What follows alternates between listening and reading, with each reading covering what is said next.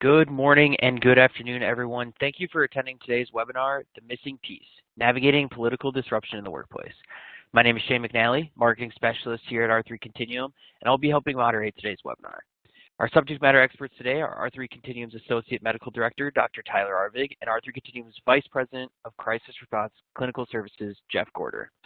A few quick items before we begin here. At the bottom of your screen, you'll find there's a handful of helpful widgets. You'll find the Q&A widget, which allows you to ask questions throughout the webinar, whether that's technical or questions for our experts. You'll also find a resource tab. This holds important PDFs, links, and other things that we think you'll find useful. You can download the slides from the resource tab, check out our educational library, which houses all of our blogs, articles, things that R3C experts have been published in, videos, white papers, and more. There's a widget for our upcoming webinar in December, which is going to be an R3C Live webinar, the 2020 wrap-up, and 5 tips going into 2021. We'll be covering a lot in this webinar today, but if there is any time at the end, we will be answering any of the questions you may have, so be sure to be sending those questions in throughout the webinar, and we will get to those if there is time at the end. Lastly, today's webinar is pre-approved for 1 continuing credit hour with Certified Case Manager and Certified Rehabilitation Counselor certifications. At the end of the webinar, you'll be asked to complete an evaluation. Upon completion of that evaluation, you'll be provided access to a downloadable certificate of completion. Please note, these are all available down in the widget tool as well. So with that, I will hand it over to Tyler and Jeff. Thank you, Shane and Jeff, and thanks for all of you for joining us for this presentation. I don't know why we're talking about this right now. It's not like there's any issues in the workplace going on around current events, so this is really not timely. But we're going to talk about it anyway. So just a quick overview of the agenda. We're going to talk about some current challenges. Jeff and I are going to talk through polarization and really how that plays into what you might be experiencing personally or in the workplace. And the role of leadership. Leadership has a big role in much of what we're going to talk about here today. So that's our quick agenda. I'm going to turn it over to my esteemed colleague, Jeff Gorder, and he's going to start us off. Excellent. Thank you so much. Thank you so much, Tyler, and for all of you for joining us for this presentation. And I want to invite you to just simply take a deep breath. Oof. I mean, what a year it has been. This has been a year unlike any other. Obviously, you know, the dominant discussion, of course, has been COVID-19, and as you know, we are still rolling into in the midst of the second wave. And so context is everything, because there was COVID-19. There was also significant protests around racial injustice and civil unrest that gripped all across the nation. It's also true that so many areas have been struck by wildfires in so many states of such a degree and scope that we hadn't seen before. And even right now, there is another hurricane in the Gulf Basin. We are on record to be the most active tropical storm season on record at this point, and striking all over those locations. And then add to it, of course, the most divisive election cycle in memory. What a year it's been. And so I say that not to bring us down, but again to remind ourselves of the context. If it feels like a lot, it's been a lot, and it's legit that we are feeling a bit of fatigue through all of this. But all of that adds up to what we would say is uncertainty is the dominant zeitgeist today. And zeitgeist is a term that kind of means the dominant mood, the feel, the theme, if you will. And so the current feeling across society is one of uncertainty. And it's important for us to begin by just acknowledging a sort of truism about human nature, is that in the absence of certainty, it's part of our human nature to go in one of either two ways. to either, excuse me, seek out and rely on simplistic answers. Here's why it's all going on. It's because of this. I want one simple, complete, easy answer that answers it all. Or almost the other side of that coin, I want to plug in all of my worst possible fears. It's this. It's because of that. It's because of this and that. And I start adding all of the worst possible things I could think of. Again, I'm sharing this because I want to be able to look at it and think of this in a particular way. I want to be able to remind ourselves that, yes, all of those things that we talked about before certainly add up to a very normal, very understandable sense of uncertainty, to a large degree or a small degree for all of us, and that we, being human, will either plug in easy answers or worst fears. Why is that important? Because I want to highlight, in terms of political polarization, is that we've been here before. This isn't the first time. And in fact, polarization is found in all developed democratic countries. I think, only a couple of years ago, we saw with our closest ally, England, Brexit being a example of extreme polarization. And for those of you who are paying attention to the news, just recently Scotland has initiated some actions wanting to withdraw from the United Kingdom. And so, again, we are not alone in our polarization. It's been, others face it, and it's not the first time. In fact, the very first contested U.S. election, if you recall, just sliding back into our history, between Thomas Jefferson and John Adams, was particularly nasty. In fact, we tend to think of the Founding Fathers in sort of this noble, almost iconoclastic way. We view them as deep thinkers who were profoundly serious and important at all times. But the fact is, in that very first election, the accusations flung back were bitter, deeply personal. In fact, and Jefferson at one point, and this was recorded, written down, he accused President Jefferson, follow this, of having a hideous hermaphroditical character, which has neither the force or firmness of a man nor the gentleness and sensibility of a woman. That's some pretty serious 18th century smack talk. He is calling into question orientation, strength, and gentleness at the same time, and saying he's got neither. In response, Adams then called Jefferson a mean-spirited, low-lived fellow, son of a half-breed, calling into a question his racial background, and going back and forth, calling each other on any given day hypocrites, criminals, tyrants, cowards, atheists, and libertines. So it was pretty nasty, and this isn't the first time. And yet, interestingly enough, while both of them held the office, Adams as the second president, Thomas Jefferson as the third, they remained friends throughout their life. Even when they were opposed to each other, they sent letters back and forth. And while each one occupied the Oval Office, they spoke with each other frequently. And strangely enough, ironically, they both died on the very same day, July 4th, 1826, on the 50th anniversary of the signing of the Declaration of Independence. And so, again, what we are faced with, as uncomfortable, as powerful, as unwelcome as it is not something that's new. Yeah, Jeff, and I think, really if they would have taught more of that in history when we were children, we might have been more interested in it. So I think you've brought something to light that education system should look into.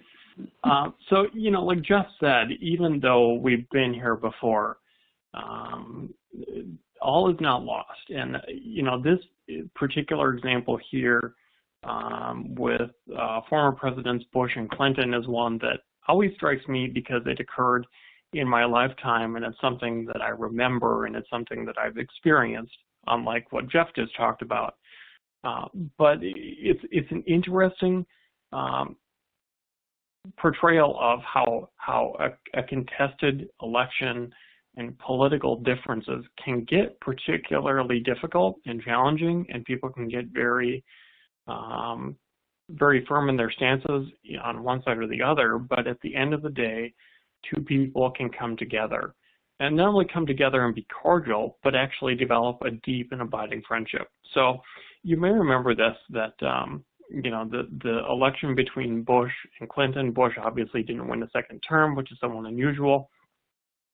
It was a pretty hotly contested election. There were some barbs back and forth, but when George W. Bush became president and there was a natural disaster or a tsunami in 2004, he called upon his two immediate predecessors to go over there and do some humanitarian work. Obviously his father and former President Clinton. And on this trip, and Jeff and I were talking about this, there was only one bed on the airplane they were flying on. And so eventually they were arguing over who would get the bed because neither of them wanted to take it. But eventually Clinton stayed up all night talking with one of Bush's advisors, and Bush took the bed. And so this started a friendship between people that had been two pretty intense rivals. And it started, eventually they developed their own foundation. They would take trips together. I was reading something that when Clinton had heart surgery in 2000, I think it was 2005, President George W. Bush said that President Clinton woke up surrounded by his loved ones, Hillary, Chelsea, and my dad. So, over time they developed this friendship that lasted. And we've also seen this, the picture on the top there, with the Bushes and the Obamas. If you remember, when President Obama ran, he was running against the reputation of his predecessor and had some pretty sharp differences. But at the end of the day, they were not only cordial, they became friends. They saw each other as humans, not as political adversaries. And so in our lifetime, in our recent memory, we've seen examples where this certainly plays out. But when we're talking about this, and really what's at the heart of it, what we're talking about is what we call affective polarization, or another way to think of that is tribalism. And really what we're talking about here is the process in which political differences are not viewed as policy or governance issues so much as central determinants of someone's identity. So it's not that I'm a conservative and I believe this on this policy, or I'm a Democrat or a liberal and I believe this. It goes to something deeper with affective polarization. We're talking about really an extreme or absolutist attitude. And we see this a lot in social media or on certain types of news media where people live in an echo chamber. You tune in to places that are going to say things that you want to hear, or to say things that already affirm your own beliefs. And so, this quote here from Dr. Wright: in recent years, Americans have started to fuse their identity with their political affiliation. And this was not common prior to essentially the last election cycle, prior to 2016. And this is really interesting. Oh, sorry, wrong button there. I meant to advance the slides. But it's really interesting, and this is just another illustration of that, how and this is not exclusive to one side or the other. It really is, both sides can feel this way. They really report that the other party, again, makes them feel afraid, angry, and frustrated. And you'll see, a little bit difference between those that identify in a party and those that identify more extremely with the party. But in essence, there's the sense that the other side makes me feel blank. And it's a very interesting dynamic. According to Pew, 68% of Republicans and about the same amount of Democrats believe the other party is a dangerous threat to the health of a nation, which is a pretty extreme statement when you think about it. This goes beyond feeling like they don't have the best ideas, or maybe they're on the wrong track and I'm on the right track. It's saying dangerous threat. That is a really interesting illustrative example of the extremes that people are feeling and are going to. And so we see this here. And there's always these famous couples, George and Kellyanne Conway. If you remember back a few years, James Carville and Mary Madeline. He was a Democratic strategist. He worked for the Bush administration. There's always been these interesting couples of people that really are connected in personal life, but are very opposed in their political beliefs. But now, a third of Democrats and nearly half of Republicans or GOP would say they would feel deeply upset or even betrayed if someone married someone from the other party, which, when you think about it at face value, is a really kind of extreme view. And when you try and put it in more practical terms, you might think of that and go, well, why? I mean, I can understand why it might not be my preference, but really they would feel deeply upset and betrayed. That's a really big deal. It also applies to money. So this was interesting because some of the general consensus when it comes to how people vote or view things politically is you vote in your best interest, right? So I'm going to do what I feel like is best for me as an individual or for my family. But this piece of data here is actually contrary to that. People are offered a sizable payment with the understanding that the opposite party would also receive one. 75% refused.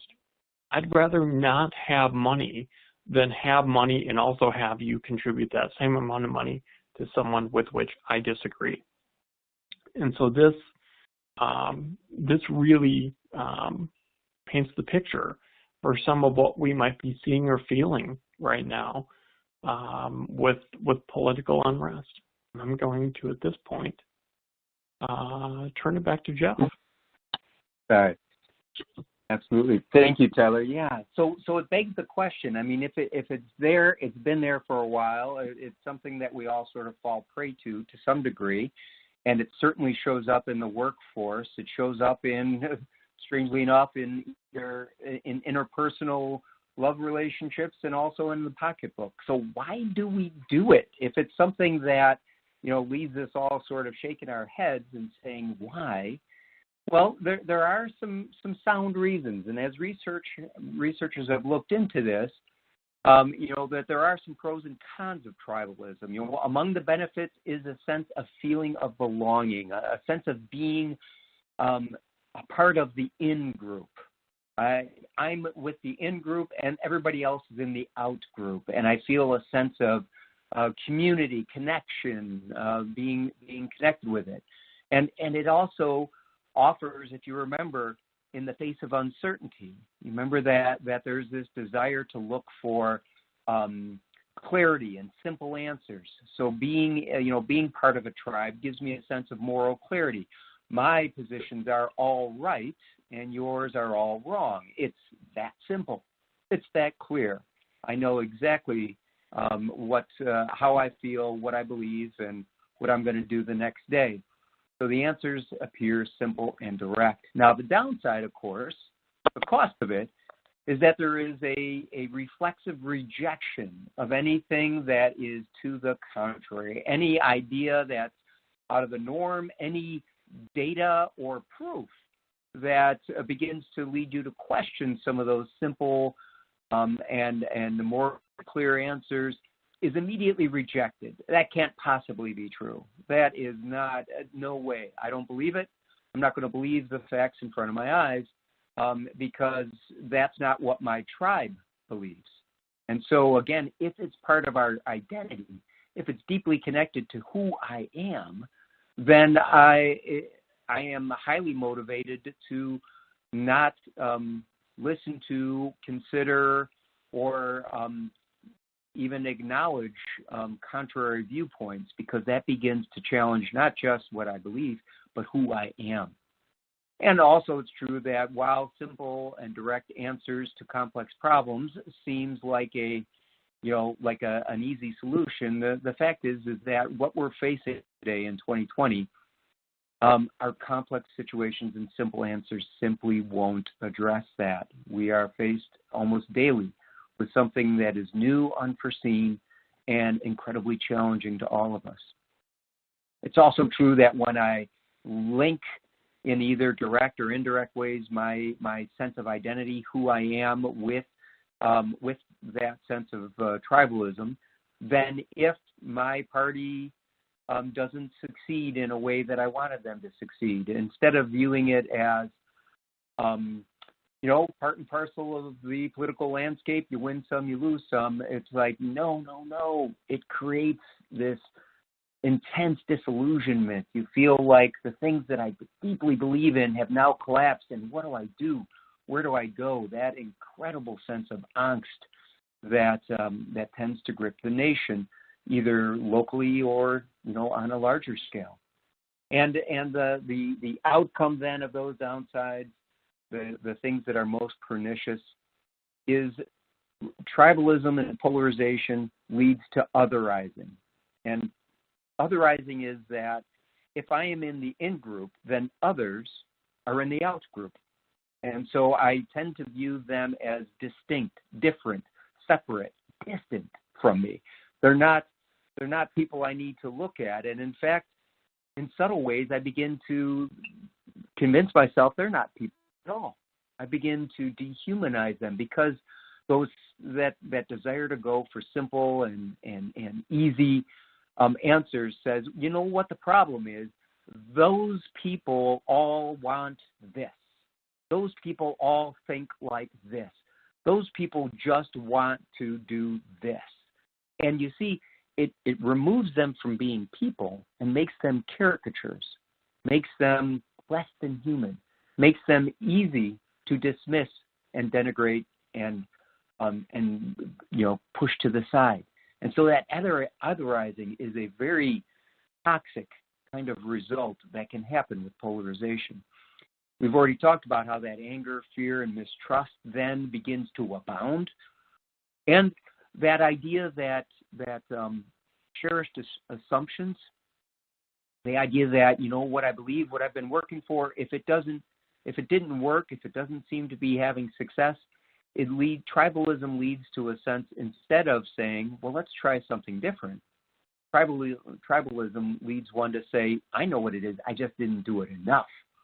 So I need to double down. I need to go even more into it. I need to be even more passionate, strident, angry, loud, because if I double down, then it'll be successful. And all of that energy, passion, and time goes into something that is fruitless, and actual needs of yourself, your family, your company, your community, of the nation can go unmet if polarization is not particularly productive, is the end point. Now it would be easy to assume that polarization preceded anger, that I thought through, I explored the issues, I considered the positions, and I decided, after much reflection, that this is my view, this is my position, and when I feel that position is challenged, I then become angry. But what research has suggested is it's actually the other way around. Interestingly enough, anger precedes polarization. So people feel angry, and they're not even necessarily sure why they feel angry. They feel a sense of anger, and then they become polarized. They seek out a position that, as we said earlier, offers either a simple solution or confirms all of my worst fears, making it so attractive. So so the anger has driven me to polarization, and anger then is the primary driver. But what's important to recognize here from this chicken and egg sequence, that if anger came first and is the primary driver, anger is actually a secondary emotion. Nobody gets angry spontaneously out of the blue, just without thought or context. You get angry because I first felt a different emotion, because I felt a different feeling. So I either first felt hurt or afraid, rejected, mistreated, ignored, diminished, demeaned, cast aside, and as a result, then I become angry. I become angry because anger feels like a protective reaction. I felt hurt by these other feelings. I felt scared, anxious, confused, and therefore I became angry because that feels more like power. So anger is a secondary emotion. And it's important to recognize that shaming, and we'll talk about this in a moment, shaming as a direct assault on one's dignity is particularly toxic. We'll talk about that in a moment. But why I'm emphasizing this is because it's important for us to understand that if anger is a secondary emotion, it tends to distract us from and pulls us away from. We're not focusing on and thinking about the core emotion, the real emotion that was primary. We're instead reacting to the secondary emotion, the anger that is most obvious. So we'll talk about that. So I mentioned dignity just a moment ago, and I think dignity is a concept that we've all heard, we're all familiar with the word, but I think that there are so many definitions of it. If you were to do a survey on the street, if you ask 10 people, you get 10 different definitions of what dignity means. But we are all pro-dignity. There's nobody that I know that is against dignity. And so I want to kind of rest with this topic here for a moment, because I believe this is important as well as central to what we're talking about here. That dignity, most professionals as well as researchers say dignity is about our inherent value and worth as a human. It's inherent. It's in us. It's part of us. It's what we are born with. And so most people would confuse or conflate respect with dignity, but they're actually different, because dignity is intrinsic. You don't have to do anything to be worthy of dignity.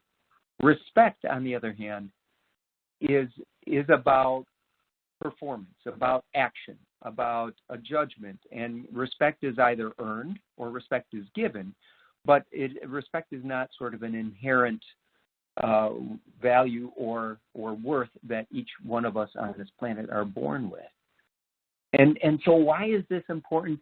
I emphasize this because I believe that dignity offers a common ground in which we can all meet. It can give us that concept in which, as a business leader, as a community leader, as an individual, that we can rally around.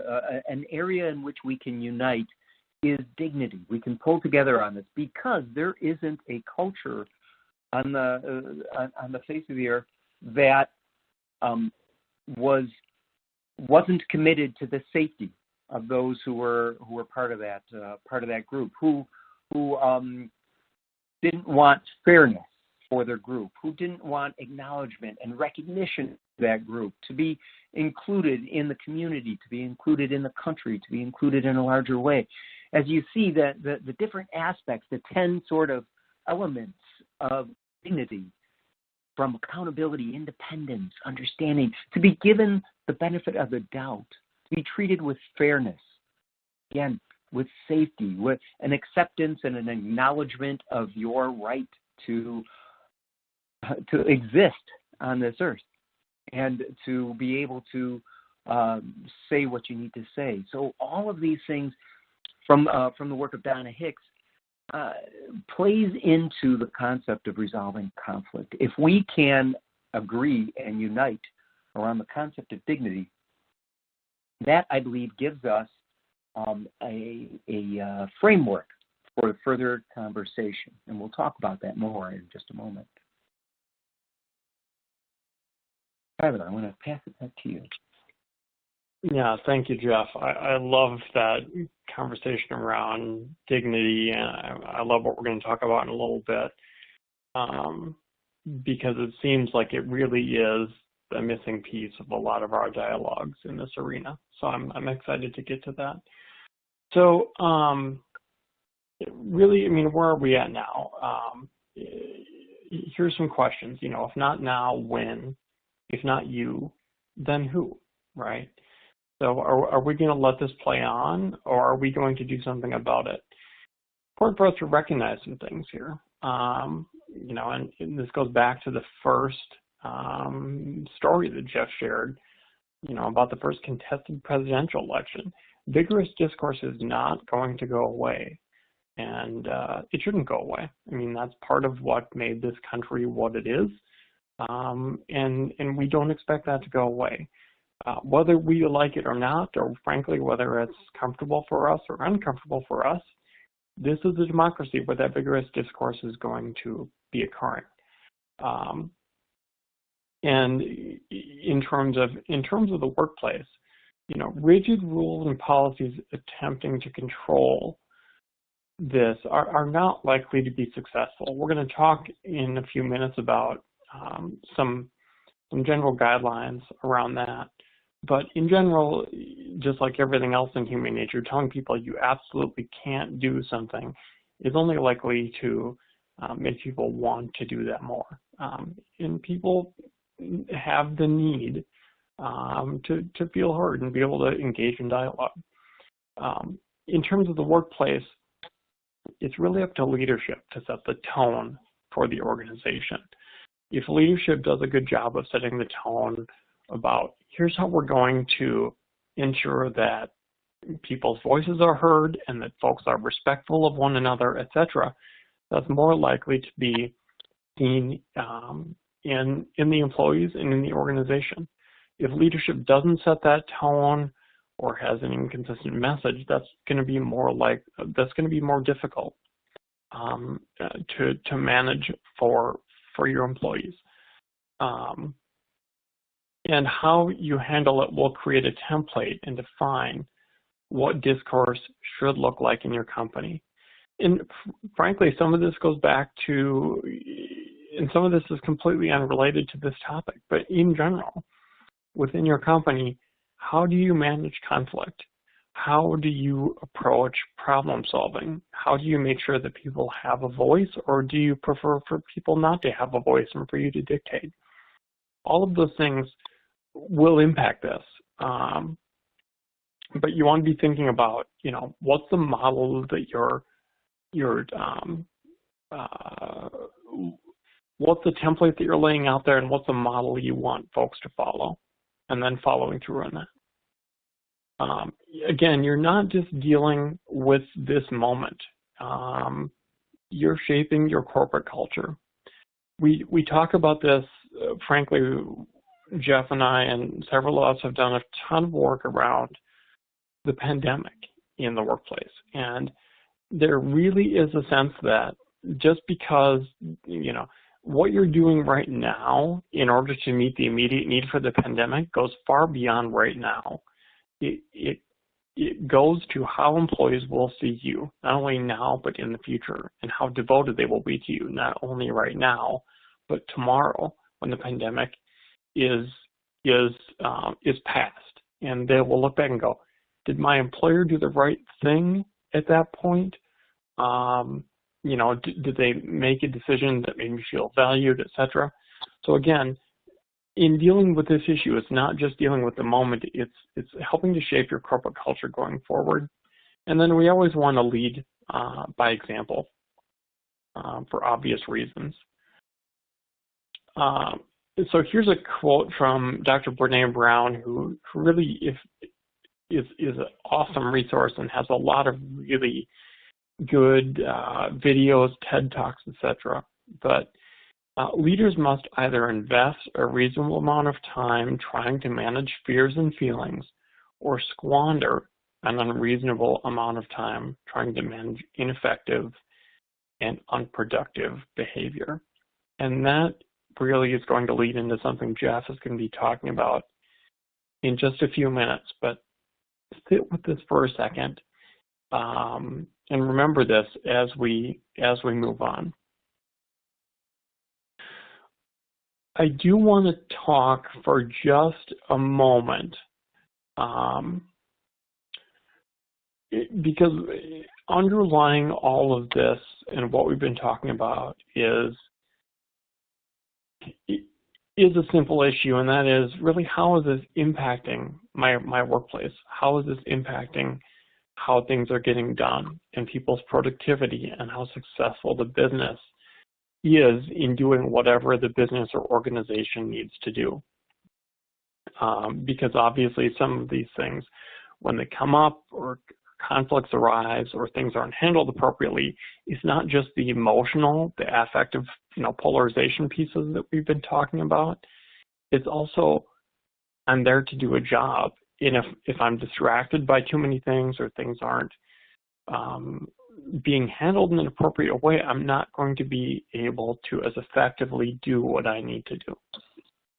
So just a couple of tips. These certainly aren't exhaustive, but I think they're important when it comes to thinking about the sociopolitical climate that might be going on, whether it's what we're experiencing currently or what we will experience undoubtedly in the future that might make work more challenging.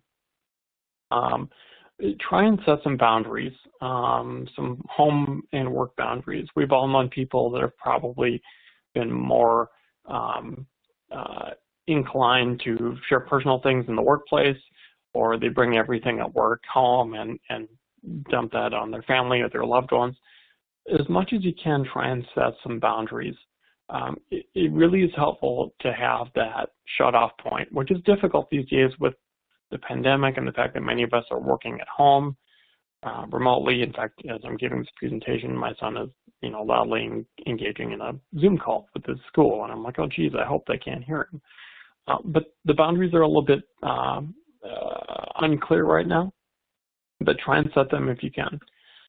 Minimize consumption of news and social media and those kind of things, particularly at work, although frankly I'd recommend that we do it in all points of life. Stay informed to the extent that you need to stay informed, but like Jeff mentioned earlier we talked about the echo chamber, right? You're finding that news source and just getting sucked into it and hearing things you want to hear and getting worked up, having that anger be triggered.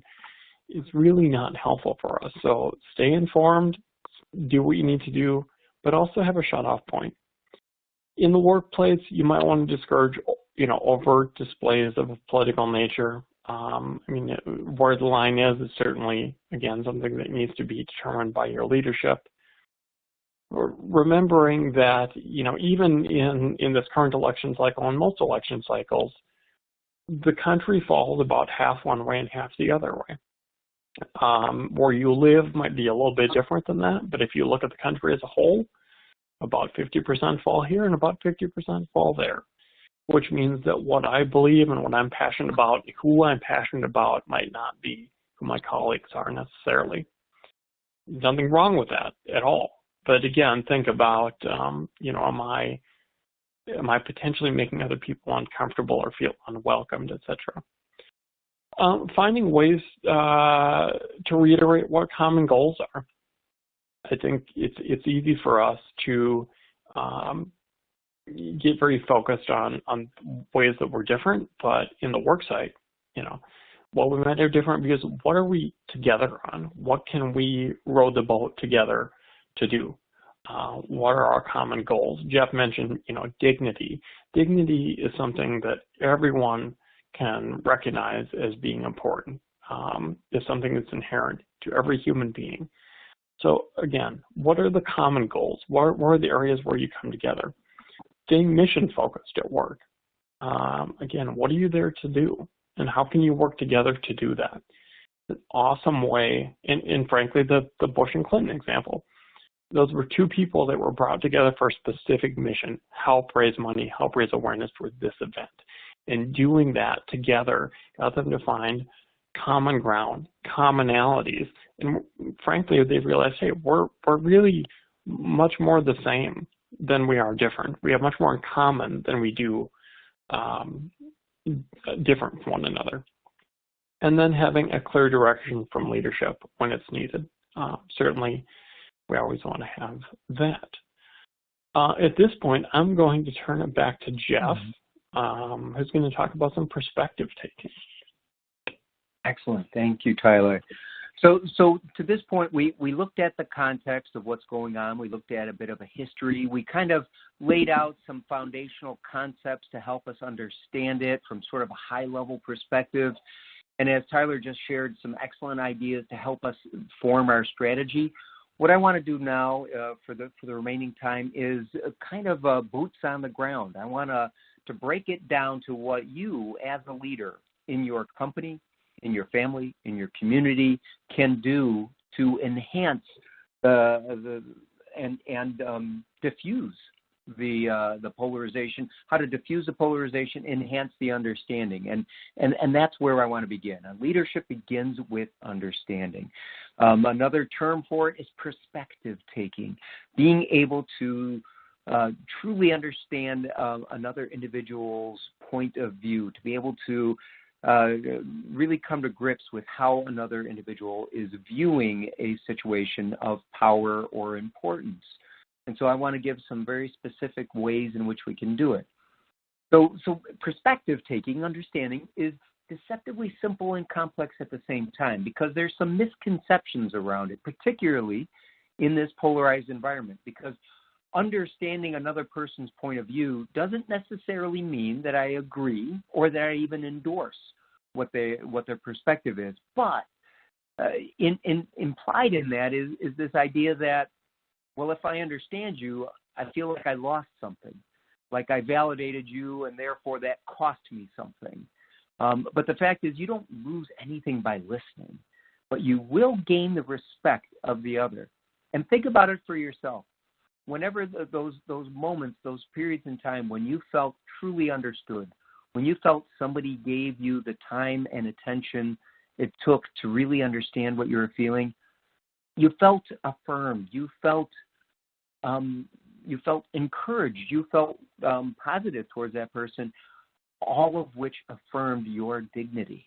That's why that concept is so important. Now, I'm not saying it's easy. It does require courage, being willing to hear another person's point of view, even if you diametrically disagree with it, is still essential. I have to be able to listen to their point of view. I have to try and understand why they feel the way they feel without being threatened by those views. And I think one key element of that, many people have found it's helpful that if I focus on understanding and hearing the lived experience of others, even if that lived experience is different from my own, it extends and confirms and affirms the dignity of that other person. So by lived experience, I recognize that each of us comes from our own unique history, location, family, life path, all of the things that have gone into building us into who we are today. And so if I start by saying, listen, I just want to hear what your lived experience is. What was it like? Why is this so important to you? Help me understand that.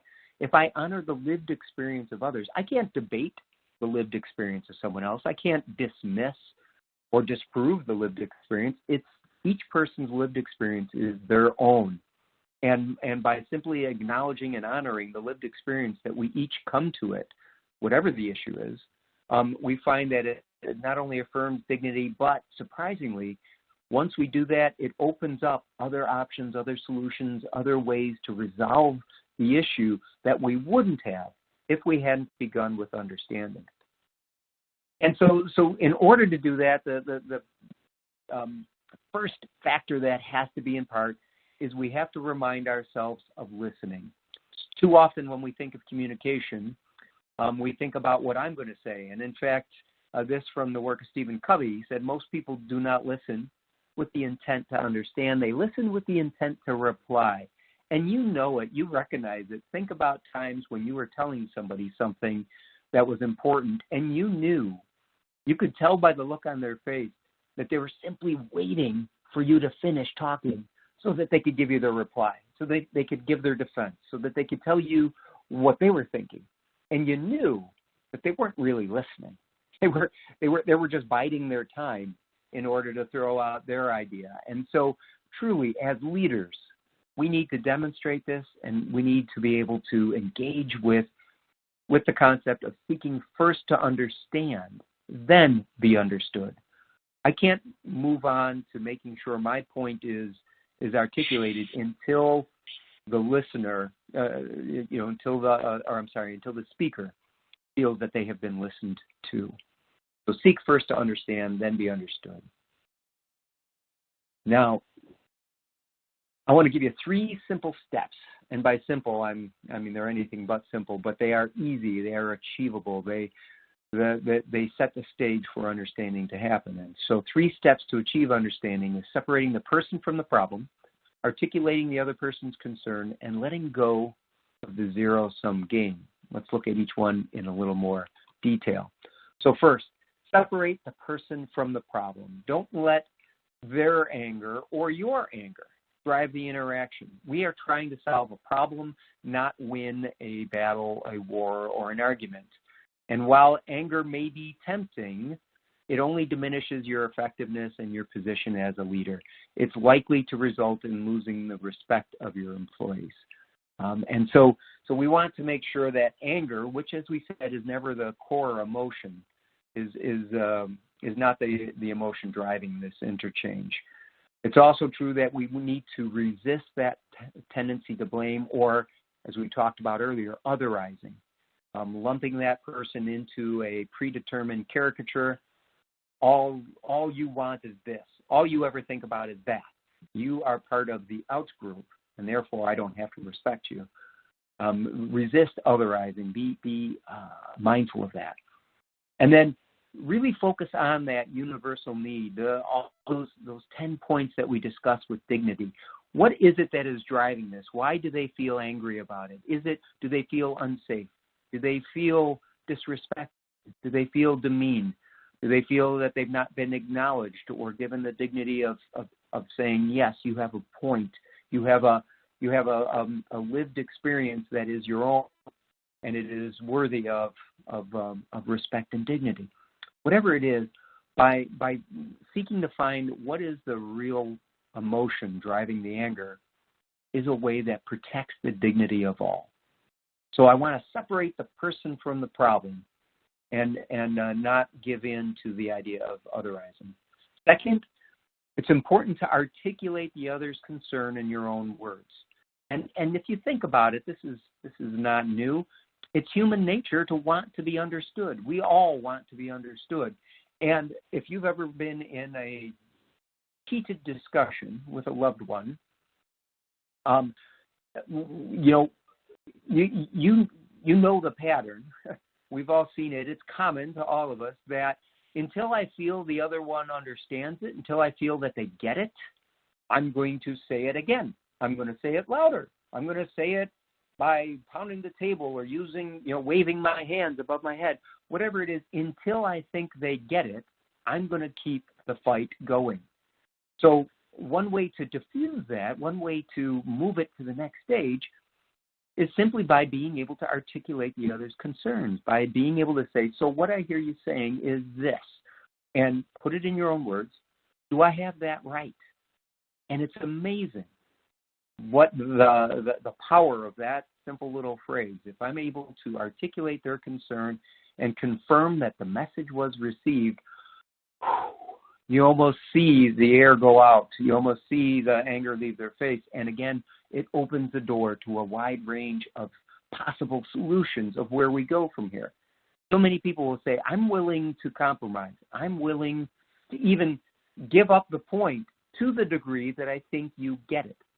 And if I don't think you get it, then I'm going to fight this thing to the bitter end.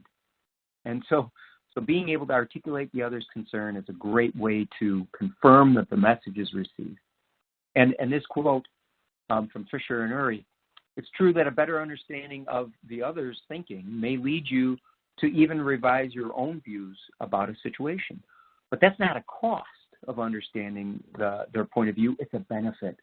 because it allows you to reduce the conflict, which is ultimately in your own self-interest. So understanding them isn't like a gain to them, it is a benefit to you, because that opens the door to being able to achieve what you want to achieve. And then the last stage is letting go of the zero-sum game. So zero-sum game comes from game theory, which one particular posit of game theory says that if one person wins, then the other must lose. There's got to be a clear differentiator between a winner and a loser. And the reality is, certainly outside of casinos and courtrooms, it just doesn't work well for most human interactions. Rarely do we encounter situations, and particularly not when managing a workplace, do we find it where there are clear winners, losers, and that differentiation. Rarely do business places hand out awards after employee conflicts. You don't get a trophy in a situation like that. And so the reality is, true leadership calls for respect and compromise. Again, being able to protect the dignity of all those involved. And if I can let go of the idea that somebody's got to win, my goal is connection, not perfection. Or to put it another way, do I want to be right or do I want to be happy? Do I want to be right or do I want to be productive? Because fighting to that bitter end typically ends up costing more than it gains. Now, I shared those three because I believe that effective leaders are going to want to do that. They're going to want to incorporate that into their communication styles with their workplaces. But it's also true that for some, they may say, these issues, the cultural hot points, the social divide is just too strong, too great in my workplace. And even though, does it make sense? Should I try this? Is it worth bringing this up? Are you kidding? You want me to actively talk about these things? The fact is, your people are talking about it already. They're talking about it now. And they're going to talk about it without your leadership or without your guidance with you if we don't step in. Now, it's also true that R3 has developed a modality, facilitated discussion, in which we're able to assist workplaces, assist leaders in being able to have a safe dialogue that respects the dignity and allows people to share the lived experiences in a way that ends with understanding rather than a debate. And so that is a service, a facilitated discussion that we do offer. But and many leaders have taken it, or other leaders say, I'm confident to manage this on my own. But regardless of the issue, again, recognize your people are going to be talking about this one way or another. And so clear leadership needs to take a stance to respond to that. Tyler, I'm going to hand it back to you to look at just some legal aspects of this. Yeah, thank you, Jeff. And I know we had some questions come in, and I want to leave some time for those. So I'm going to move through this a bit quickly. Neither Jeff nor I are legal experts, nor do we pretend to be, but it's important to realize there are potential legal implications for some of what we're talking about here. We want to make sure that your employees are aware of things like anti-discrimination, anti-harassment policies that might exist if employees feel uncomfortable due to some of what we're talking about here. That's something that they need to have the right to address with management or with HR. And one of the things Jeff and I talked about, is free speech, as people often think about it, doesn't necessarily exist in the workplace, in so much as I still can't yell fire in a crowded, in a crowded theater, right? I have the right to free speech, but that is not my right to yell fire in a crowded theater. So just be aware of those things. Certainly have your HR department or your leadership on top of how those things might impact your workforce or folks in your workforce. Make sure that you have policies that are, again, clear so that people understand what the expectations are, so there's not confusion. And if there's an issue where someone is falling outside of that, you can point to what your policy or procedure is for that particular issue. I want to leave it at that because, again, I have seen some questions come in, and I want to make sure we can get to some of those. Shane, do you want to throw out anything that might come in? Yeah, sure. I think we can answer some questions here. It looks like we do have a couple. Quick before we do get started on that, though, just wanted to invite everybody to our next webinar, which will be on Tuesday, December 15th at 12 p.m. Central Time. It'll be our R3C Live 2020 wrap-up and 5 tips going into 2021. So we'll have Dr. George Vergolius, R3 Continuum's medical director. He will be going over the psychological and physical safety standpoints of the last year and offering tips going into the next year. You can find the link for that under the resource tab or under the widget tabs. And lastly, one quick thing before we do get jumping into the questions here. We just opened up our 2021 R3 Continuum Learning Institute for registrations. So our information and links can all be found in the resource tab, including our January training on hostility management and de-escalation techniques. So feel free to check those out. So right now, let's get into it with the first question here. It seems like whether to wear a mask or not has become a political topic. How does leadership best address this? Do we just emphasize that it's a company policy? I think that's yeah. Go right ahead there, Ted. Oh, yes, please. Go ahead, Jeff. If you're welcome to jump in if you want. Sure. No, what I was just going to say is that obviously that's a great example of how political polarization can separate or divide an organization, and suddenly wearing a mask or not wearing a mask becomes a political declaration. But the reality is for leadership to say we are incorporating mask wearing as a policy as part of our business continuity plan. Every workplace understands that. Every good leader knows that you manage safety, you mitigate risks in your workplace in the best way that you can. And so if it is possible, you make it a policy, but you be very explicit as to why. We are incorporating a mask wearing policy as part of our business continuity plan to minimize risk, in the same way as you have non-slip surfaces on the stairs and you have safety straps on the high-low. These are all risk mitigation strategies, and I think if we frame it in that way, it removes it from being a question of choice or political declaration. It becomes more part of a policy that they understand you do in other areas of safety as well. But Tyler, certainly you may disagree with that. No, I think that's really spot on. And it seems like we're seeing a bit of a shift with the attitude toward mask wearing. And again, with folks that are in that position, we might not understand it, but that goes back to the listening piece. Not to say that that's not going to be your company's policy, but hearing someone out about, if they want to share why they disagree with it, to try and find some common ground, but then maybe they can get on board with that policy. At the end of the day, it's ultimately for their own protection and for the protection of their coworkers.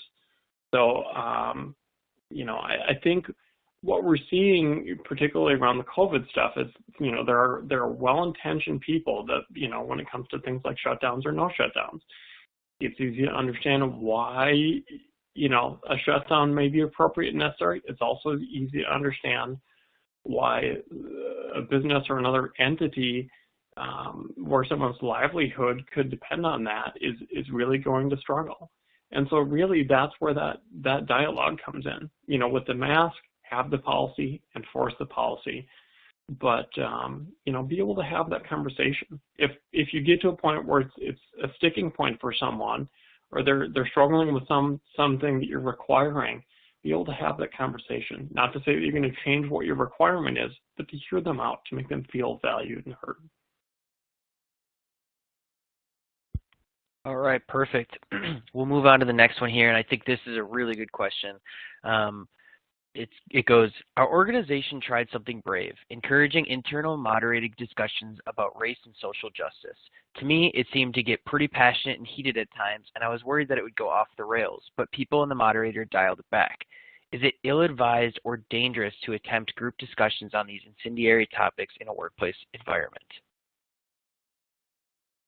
Jeff, I'll have Jeff go first on that one. Sure. And I think that's it's a tricky one in the sense that I wouldn't advise a blanket approach, a one-size-fits-all, a must-do or have-to kind of quality to it. I think that each business leader has to look at and determine what is the what's the tone, tenor, and culture of my organization. But having said that, I very much appreciate what the questioner is asking, because it might seem like the safest thing, the easiest thing to just say, let's not talk about it at all. But I think part of the reason that it has become so incendiary right now is because people aren't talking about it. They are feeling extremely powerful.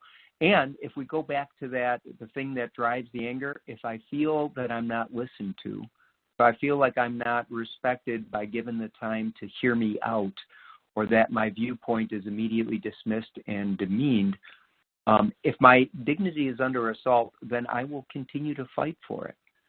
So I think each has to determine for their organization, how can I enhance this? How can I make sure that each individual feels that their lived experience, their passionately held beliefs have been heard, acknowledged, and recognized? Again, that doesn't mean that we agree with all of them, but it means that I was given the courtesy of the time to hear it. And I think that's an aspect that dials back the temperature, as the questioner said. The question is it dangerous to attempt it? Is it dangerous to let it keep building? Is another question, and each leader will have to ask themselves that. Just one other thing on that, Jeff, and the questioner mentioned having a moderator, and really, to me, that's the key. It's those conversations, having someone whose job it is to keep things moving in the right direction and to dial it back if need be. Attempting those conversations with no plan can certainly be a recipe for disaster. But again, if you're doing it, like Jeff mentioned, the facilitated discussions, you mentioned in here having a moderator, certainly more likely to be successful if you have someone in that type of role. All right, I know we only have just 2 minutes left here till we get to the top of the hour, so hopefully we can get through this next question quick. The question states, how do we navigate the line between bringing the authentic self to work and political discourse?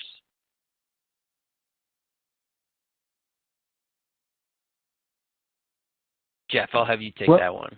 Yeah, and I think that all it kind of ties into the whole overall theme that we've been talking about, because by listening to a coworker, listening to another person, by giving them that time and truly trying to hear what they have to say, that element of respect actually reaffirms your authentic self. And anybody who's ever been in that position, now think about it. Again, times when you felt heard, or times when you heard somebody else, that connection reinforces the authentic self. And it doesn't necessarily mean that we always ended up with agreement or that we came away with unanimity. No, I just felt heard and respected. And if I can do that for my coworkers, if we can defend each other's dignity to that regard, then the authenticity of the self becomes even more powerful, whether it's about political discourse or whether it's about your favorite sporting team. So, but Tyler, anything you want to add to that? Yeah, it's a great question. And for me, a lot of it, what it goes back to is there are many elements of our lives that we don't bring into the work environment because they're part of our personal lives. There are elements of our personal lives we wouldn't necessarily advertise in the work environment. That doesn't mean we're not being our authentic self in the work environment necessarily. So just thinking about it from that perspective, being able to share and engage in those dialogues is really important. But you also want to make sure that you have a good sense of what's appropriate. For where, if I'm in my home with my family, something might be appropriate. In the workplace or in a social environment, something else might not be. And so just kind of checking against that standard maybe is a good way to approach that. All right. Well, then, do you guys have any more final thoughts before we wrap this up here? Well, just as that final slide says, I think what we've talked about today seems complex, seems daunting, seems frustrating, but let's break it down to its most simple core. As Thoreau said, could a greater miracle take place than for us to look through each other's eyes for just an instant? As an effective leader, as a committed individual, as an authentic self, being able to take that time and look through each other's eyes is well worth the effort. And thank you very much for attending this time and for your excellent questions as well.